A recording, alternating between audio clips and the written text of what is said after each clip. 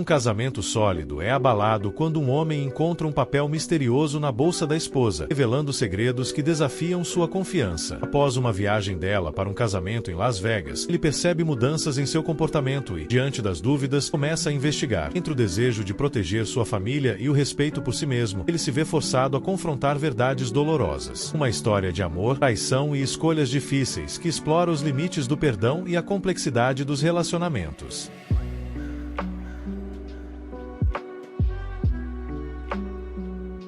Minha esposa recebeu um teste positivo para DST depois de ir ao casamento de uma amiga, então me divorciei. É impressionante como um pequeno pedaço de papel encontrado na bolsa da minha esposa mudou tudo na minha vida. Tenho 37 anos, sou homem e casei com minha namorada da faculdade há 10 anos. Antes disso, namoramos por 6 anos, então nos conhecemos há 16 anos. Vou chamá-la de Dove, há 37 anos. Mulher, ela era minha colega na faculdade e sempre a considerei minha alma gêmea. E ela realmente era. Um mês atrás, a amiga de Dove se casou em um casamento de contos de fadas em Las Vegas. Fui convidado para o casamento, mas tive um compromisso urgente no trabalho naquela semana e não pude ir. Foi um evento elaborado que durou uma semana. Quando Dove voltou do casamento, estava estranhamente calada. Perguntei se estava tudo bem e ela disse que estava apenas cansada depois das festividades. Isso me pareceu normal, então dei o espaço que ela precisava para descansar. No entanto, as coisas começaram a me preocupar quando o comportamento dela ficou frio comigo. Não apenas ficou mais reservada, mas também passou a se irritar comigo frequentemente. Ela começou a me ignorar e se mostrava impaciente em qualquer conversa. Para piorar, nossa vida sexual praticamente desapareceu. Sempre que eu tentava iniciar algo, ela me cortava dizendo que não estava no clima. Já faz quase um mês desde que ela voltou do casamento. Não tivemos nenhum momento íntimo juntos. Se isso não fosse suficiente, ontem encontrei algo na bolsa dela que me deixou ansioso em uma conta de hospital. Dove havia feito um teste de DST no dia seguinte à sua volta do casamento. Isso não é estranho? Por que ela faria isso e por que não me contou? Eu a amo de forma incondicional, mas não sou ingênuo a ponto de ignorar um sinal de alerta tão grande. Ainda não estou pronto para confrontá-la sobre isso, mas, antes de qualquer coisa, quero ter informações completas sobre o teste de DST. Não quero acusá-la sem ter certeza. Eu valorizo muito meu casamento e minha relação com Dove. Não quero destruir tudo por agir impulsivamente. Pesquisei bastante sobre o assunto e, durante minhas buscas, me deparei com histórias de outras pessoas que descobriram seus parceiros fazendo testes de DST secretamente. Na maioria dos casos, isso está relacionado à infidelidade. É por isso que estou aqui compartilhando minha história, para saber se estou exagerando ou não. Sinto-me culpado em admitir, mas também olhei o celular de Dove há alguns dias. Verifiquei todas as mensagens e registros de chamadas, mas não encontrei nada suspeito. Tudo estava limpo. Também olhei as redes sociais dela, mas igualmente não havia nada fora do comum. Não sei se devo me sentir mal por desconfiar dela ou aliviado por estar sendo cauteloso. Pensei em entrar em contato com as amigas que participaram do casamento com Dove para saber se algo estranho aconteceu lá. Porém, eram amigas da escola dela, e não temos amigos em comum desse grupo. Não tenho intimidade suficiente com elas para perguntar algo sem Dove ficar sabendo. Essa situação é muito estranha porque, em 10 anos juntos, Dove nunca me deu motivos para desconfiar. Sempre fomos muito transparentes um com o outro. Minha atualização esqueci de mencionar que a conta do hospital indicava que ela marcou a consulta no dia seguinte à sua volta da viagem. No entanto, a data do teste foi ontem e o resultado será entregue daqui a uma semana. O comportamento de Dove já estava me preocupando desde que ela voltou da viagem. Verifiquei o celular dela há alguns dias, mas não encontrei nada. Ontem, quando ela voltou para casa após o teste, parecia exausta e tensa. Fiquei desconfiado quando a vi esconder a bolsa cuidadosamente no guarda-roupa. Geralmente, ela deixa a bolsa na mesa ou no sofá. Fingi que não percebi, mas fiquei atento a cada movimento dela. Quando foi tomar banho, aproveitei para verificar a bolsa e encontrei a conta do hospital para o teste de DST. Honestamente, se ela acha que precisa esconder algo de mim, é porque está se sentindo culpada. A única outra razão para ela fazer um teste de DST seria se ela achasse que eu estou traindo. Mas, somando tudo, a situação é muito suspeita para não significar nada. Atualização olá a todos. Após ler os comentários no meu post anterior, percebi que não forneci informações de fundo sobre mim ou Dove. Não achei que fossem relevantes na época, mas, como respondi a alguns de vocês nos comentários, vou compartilhar mais detalhes aqui para dar contexto. Dove e eu nos formamos na mesma faculdade. Ambos somos engenheiros de software e trabalhamos para empresas de diferentes. Temos um filho de 6 anos. Financeiramente, temos uma vida estável, confortável. Sempre fomos uma família feliz. Até agora, até Dove tomar uma decisão que abalou tudo. Depois de encontrar a conta do hospital para um teste de DST na bolsa de Dove, fiquei inquieto. Os comentários no meu último post, assim como as histórias de outras pessoas que passaram por situações parecidas, apontavam para uma conclusão: